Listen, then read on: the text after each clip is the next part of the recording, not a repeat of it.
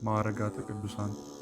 መንፈሳዊ ሕይወት የቅድስና ኑሮ እንደመሆኑ መጠን ከልደት የሚጀምርና ደረጃውን የጠበቀ እድገት ያለበት ሕይወት ነው። ለመዳን በእርሱ እንድታድጉ አሁን እንደተወለዱ ሕፃናት ተንኮል የሌለበትን የቃሉን ወተት ተመኙ። አንደኛ ጴጥሮስ ምዕራፍ 2 ቁጥር 3 እንዲል።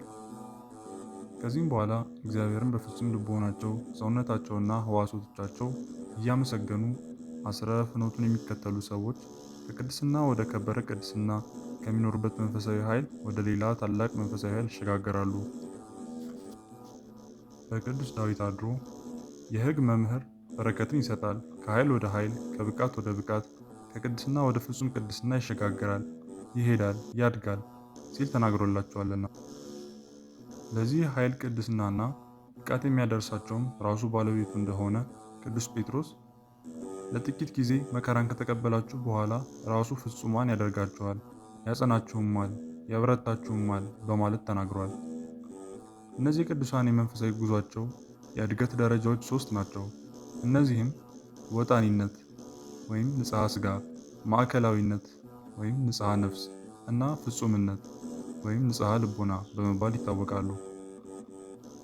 በእነዚህ በእያንዳንዳቸው ስር ደግሞ የተለያዩ ማዕረጋት አሉ።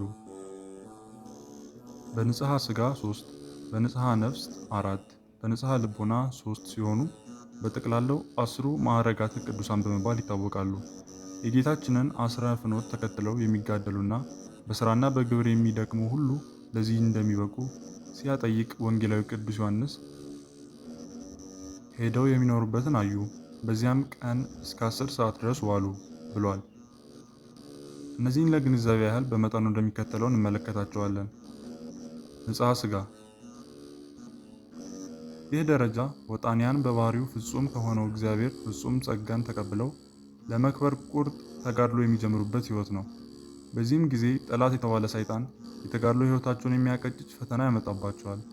እነርሱ ግን በፍጹም ተጋድሎ በእግዚአብሔር ጸጋ ከአንዱ ማዕረግ ወደ ሌላው ይሸጋገራሉ። በዚህ ደረጃ ያሉት 3ቱ ማዕረጋት የሚከተሉት ናቸው። ሀ. ጽማዌ ዝምታ ማለት ነው። ይህም አውቆ ፈቅዶ በመናገርና በመቀባጠር ከሚመጣው ኃጢአት መቆጠብ ነው። በቃል ብዛት ውስጥ ኃጢአት ሳይኖር አይቀርም፣ ከንፈሩን የሚገታ ግን አስተዋይ ነው ተብሏልና። ቅዱስ ዳዊትም የፈቃድ ዝምታ ለብቃትና ለተጋድሎ እንደሚያስፈልግ ለበጎስ እንኳን ዝም አልኩ በማለት ተናግሯል። ይህን የመጀመሪያውን ደረጃ በዝምታ ማለፍም ታላቁን የሰይጣን ጾር በተጋድሎ ማጥፋት ነው። አንደበት እሳት ነው። አንደበት በብልቶቻችን መካከል አመፀኛ ዓለም ሆኗል፣ ሥጋን ሁሉ ያሳድፋልና የፍጥረትንም ሁሉ ሩጫ ያቃጥላል፣ በገሃነምም ያቃጥላል ተብሏልና። ልባዊ ልባዊ ማለት ልብ ማድረግ ማስተዋል ማለት ነው። ጌታ በወንጌል መስማትን ትሰማላችሁ ነገር ግን አታስተውሉም በሚለው የኢሳይያስ ትንቢት የገሰጻቸው ማስተዋል ታላቅ ማዕረግ በመሆኑ ነው። ደቀ መዛሙርቱንም ብዙ ጊዜ አስተዋላችሁን ይላቸው የነበረው ታላቅ ማዕረግ ስለሆነ ነው። ሀ. ጣዕመ ዝማሬ። ይህ ደግሞ ሳይሰለቹና ሳይቸኩሉ ምስጢርና ትርጓሜውን እያወጡ እያወረዱ በንቁ ሕሊና ማመስገንና መጸለይ ማለት ነው። አንድ ሰው የሚጸልየውን ጸሎትና የሚያቀርበው ምስጋና በትርጓሜና በምስጢር በውስጣዊ ልቦናው እያዳመጠ የሚያደርሰው ከሆነ ተመስጦን ገንዘብ ማድረግ ይቻለዋል። ጸጋ መንፈስ ቅዱስንም እየተጎናጸፈ ከዚህ ከሥጋዊ ነገር በሙሉ ያመልጣል። ለዚህም ነው ንጽሐ ሥጋን እስከዚህ ባሉት 3 ማዕረጋት ገንዘብ ማድረግ የሚቻለው። በሀገራችን ስለ ቅዱስ ያሬድ የሚነገረው ታሪክ ይህንን ያስታውሰናል። ቅዱስ ያሬድ እግዚአብሔር የገለጠለትን ሰማያዊ ዜማ በሚያዜምበትና በመቋሚያ በሚዘምበት ጊዜ ንጉሡ አፄ ገብረ መስቀል የጻድቁ ረድኤት አድሮባቸው በተመስጦ ይሰሙት ነበር። ሳያውቁትም እንደ ዘንግ በሚይዙት በትረ መስቀላቸው ከእግሩ ላይ ወግተውታል። ይህ ሁሉ ሲሆን ደሙም ሲፈስ ለቅዱስ ያሬድ አልተሰማውም። ንጽሐ ነፍስ። ንጽሐ ሥጋን ገንዘብ ያደረጉ ሰዎች ቀጥለው የሚሸጋገሩት ወደ ንጽሐ ነፍስ ነው። ትሩፋተ ሥጋን አብዝቶ የሰራ ሰው የሚሸጋገረው ትሩፋተ ነፍስን ወደ መስራት ነውና። በዚህ መሰረት አንድ ሰው ከንጽሐ ሥጋ በኋላ አብዝቶ ትሩፋተ ነፍስ ከሰራ የሚከተሉትን ማዕረጋት ገንዘብ ማድረግ ይችላል። ሀ. እንባ ማለት ነው። ይሁን እንጂ በዚህ ጊዜ የሚኖረው ኑሮ ከሌላው ይለያል። የሐዘን እንባ። ሰው በደረሰበት ሐዘን ልቡ ተወግቶ ፊቱን አስከፍቶ የሚያለቅሰው ሲሆን የደስታው እንባ ደግሞ ልቡናው በሐሴት ተሞልቶ ሰውነቱ ስሜቱን መቆጣጠር ባቃተው ጊዜ የሚያለቅሰው ነው። አንድ ግን ከዚህ ፈጽሞ የተለየ ነው። ይኸውም ቅዱሳን ሰውነታቸውን በሐዘን ሳይከፋ በሥጋዊ ሐሴትም ሳይሞላ ሳይሰቀቁ ከዓይናቸው የሚያፈልቁት እንደ ሰን ውሃ የሚፈስ እንደ ነሐሴ ምንጭም የሚፈልቅ ነው። ይህም እንባ ቅዱስ ዳዊት በእንባዬ መኝታዬን አርሳለሁ እንዳለው ያለ የቆሙበትን ቦታ የዘረጉትን ምንጣፍ እስከ ማራስ የሚደርስ ነው። ይህንንም በማድረጋቸው የተመሰገኑ ብፁዓን ተብለው በጌታቸው ተመስግነዋል፣ ይመሰግናሉም። ዛሬ የሚያለቅሱ ብፁዓን ናቸው መንግሥተ ሰማያትን በመውረስ ይደሰታሉና ተብሎላቸዋልና። ኩነኔ። ጢሞቴዎስ ልጄ ሆይ አስቀድሞ ስለ አንተ እንደተናገረው ትንቢት በእርሱ መልካም ጦርነት ትዋጋ ዘንድ ይህችን ትእዛዝ አደራ እሰጥሃለሁ በማለት ሐዋርያው ቅዱስ ጳውሎስ እንደተናገረው የቅዱሳን የዚህ ዓለም ኑሮ የጦርነት ኑሮ ነው። ቀደም ብለን በቅዱሳን የተጋድሎ ሕይወት እንደተመለከትነው ኑሯቸው የተጋድሎ የጦርነት ሕይወት ነው። ከእነዚህም አንዱ ከራሳቸው ሰውነት ጋር የሚያደርጉት የፈቃደ ሥጋና የፈቃደ ነፍስ መጋጨት ዋናው ነው። በዚህ ተጋድሎ ፈቃደ ሥጋቸውን ሙሉ በሙሉ ለፈቃደ ነፍሳቸው ለማስገዛት የበቁት ለማዕረገ ኩነኔ በቁ ይባላል። ኩነኔ ማለት በአጭር ቃል ሥጋን ለነፍስ ማስገዛት ማለት ነው።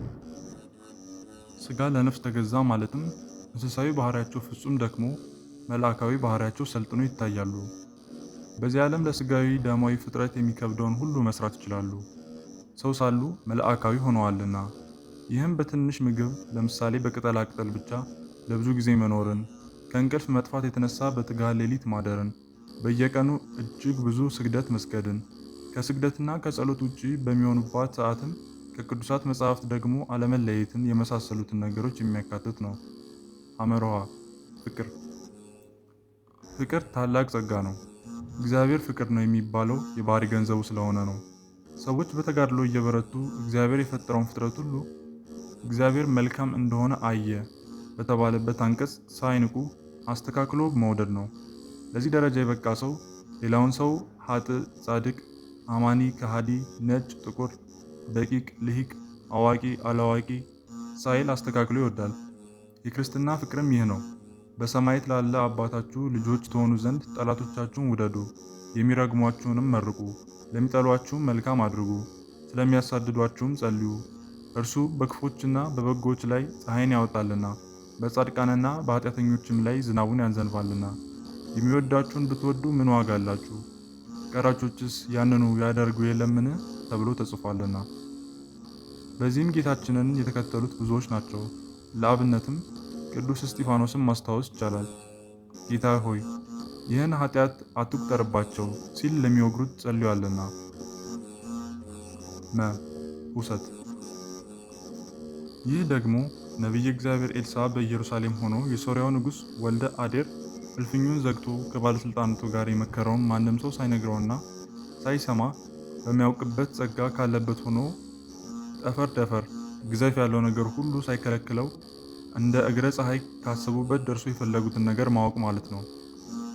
ይህም በኢየሩሳሌም ሆኖ በቢታንያ የአልዓዛርን ሞት አይቶ የነገራቸውን ጌታን የሚመስሉበት ጸጋ ነው። ንጽሐ ልቡና። ከላይ ሁለቱን ደረጃዎች ተመልክተናል፣ ወጣኒነትና ማዕከላዊነትን። አሁን ደግሞ የመጨረሻውን ደረጃ ፍጹምነትን እንመልከት። ይህ የመጨረሻው ደረጃ እንደመሆኑ መጠን በሁለቱ ደረጃዎች ሰባቱን ማዕረጋት ገንዘብ አድርገው ወደዚህ ለመሸጋገር የሚጋደሉትን ሰይጣን በገሃድ ተገልጦ መዋጋት የሚጀምርበት ጊዜ ነው። ዘንዶና እባብ፣ አንበሳና ነብር እየሆነ በመምጣት ለማስፈራራት ቢሞክር ያልደነገጡለትን ሽፍታ እየመሰለ መደብደብ ሁሉ ይጀምራል። ቅዱስ ዮሐንስ በራእዩ እንደጻፈው የሚያመጣባቸውን የሚያውቅ መልአክ እግዚአብሔር ለምድርና ለባህር ወዮላቸው፣ ዲያብሎስ ጥቂት ዘመን እንዳለው አውቆ በታላቅ ቁጣ ወደ እናንተ ወርዷልና በማለት ተናግሯልና። ቅዱሳን ግን በልዑል እግዚአብሔር ረዳትነት ተጠልሎ የሚኖር አምላኬ አምላኬ ረዳቴ ነው፣ እኔም እታመንበታለሁ፣ ከሌሊት ግርማ፣ በቀን ከሚበር ፍላጻ፣ በጨለማ ከሚሄድ ክፉ ነገር፣ ከአደጋና ከቀትር ጋኔን አትፈራም። በአጠገብህ በግራ 1000 በቀኝም 10,000 ከላይ ወደ ታች ከግራ ወደ ቀኝ ባማተብ ጊዜ ይወድቃሉ፣ ወደ አንተ ግን አይቀርቡም። መላእክቱን ሁሉ ስለ አንተ ያዝዛቸዋል፣ እግርህም በድንጋይ እንዳትሰናከል በእጆቻቸው ያነሱሃል። በተኩላና በእባብ ላይ ትጫማለህ፣ አንበሳውንና ዘንዶውን ትረግጣለህ የሚለውንና መሰል መዝሙራትን በመጸለይ ድል ይነሱታል። ወደሚቀጥሉት ማዕረጋትም ይሸጋገራሉ። እነዚህም የሚከተሉት ናቸው። ሀ ንጻሬ መላእክት። ይህ ከላይ እንደተጠቀሰው እነርሱን የሚራዷቸውን መላእክት በየነገዳቸውና በየአለቆቻቸው በሚኖሩባቸው ዓለመተ መላእክት በኢዮር በራማና በኤረር እንዳሉ በአይነ ሥጋ በአጸደ ሥጋ ለመመልከት መብቃት፣ ምስጋናቸውንም መስማትና ከዚህ ዓለም ፈጽሞ ተለይቶ ከሰማያውያን ጋር መኖር መጀመር ነው። ተሰጥሞ ብርሃን። ይህ ደግሞ የእግዚአብሔር የባህሪ ገንዘብ በሆነው በሚያስደንቀው ብርሃን ውስጥ መዋኘት ነው። ይህ ብርሃን ፍጹም ልዩ ነው። ይህም እነርሱ በዚህ ብርሃን ውስጥ እያሉ ሌላ ለዚህ ማዕረግ ያልበቃ ሊያዩ የማይችለው ብርሃን ነው። ጨለማ የማይሰለጥንበት እንደዚህ ዓለም ብርሃን ዋይ የሌለው የማያቃጥል በጨረሩ ዓይንን የማያበዘብዝ ነፍስን ከሥጋ መለየት የሚያስችል ደስታ እስከሚሰማ ድረስ ልዩ መዓዛ ያለው ነው። እነዚህን ጸጋዎች የሚያውቁ የኖሩባቸው ቅዱሳን ናቸው። እኛ ደግሞ ከመጻሕፍት ብቻ እንረዳቸዋለን። ይህም እግዚአብሔር ቅዱስ ጳውሎስን የጠራበት መብረቅና ያናገረበትን ድምፅ ይመስላል። ከቅዱስ ጳውሎስ በቀር ከእርሱ ጋር አብረው የነበሩት ሁሉ የመብረቁን ብልጭታውን አላዩም፣ ነጎድጓዱንም አልሰሙም። ቅዱስ ጳውሎስን የሚያናግረውን የእግዚአብሔርን ድምፅ አልሰሙም። ሰዎች የሰሙት የጳውሎስን ወይም የሳውልን ድምፅ ብቻ ስለነበር ማንን ያናግራል እያሉ ግራ እንደተጋቡ ተመዝግቧልና። ሐመርኋ ከዊነ እሳት። ይህ የመጨረሻው ማዕረግ ነው። ወደዚህ ደረጃ የደረሱ ቅዱሳን ሰውነታቸው ለአጋንንት የሚያቃጥልና የማያስቀርብ ይሆናል። እነዚህን አጠቃለው የያዙ የልብ ንጽሕናን ገንዘብ አድርገዋልና ለነጽሮተ ስሉስ ቅዱስ ይበቃሉ። ልበ ንጹሐን ብፁዓን ናቸው እግዚአብሔርን ያዩታልና ተብሎ እንደተጻፈ። ለዚህ መብቃትም ታላቅ ብቃትና ማዕረግ ነው። በባህሪው የማይታይ እግዚአብሔርን ለባህሪያቸው በሚስማማ መልኩ እስከ ማየት በቅተዋልና። ሐዋርያው ቅዱስ ያዕቆብ እንግዲህ ለእግዚአብሔር ተገዙ፣ ዲያብሎስን ግን ተቃወሙ፣ ከእናንተ ይሸሻል ባለው መሰረት ቅዱሳን ለእግዚአብሔር ብቻ በመገዛት አጋንንትን በመቃወማቸው ድል አድርገዋል። ይህም በተመለከተ ሐዋርያው ቅዱስ ጳውሎስ መታዘዛችሁ ለእግዚአብሔር መገዛታችሁ ለሁሉ ተወርቷልና እንግዲህ በእናንተ ደስ ይለኛል። ነገር ግን ለበጎ ነገር ጥበበኞች ለክፉም የዋሆች እንድትሆኑ እወዳለሁ። የሰላም አምላክ ሰይጣንን ከእግራችሁ በታች ፈጥኖ ይቀጠቅጠዋል ብሏል።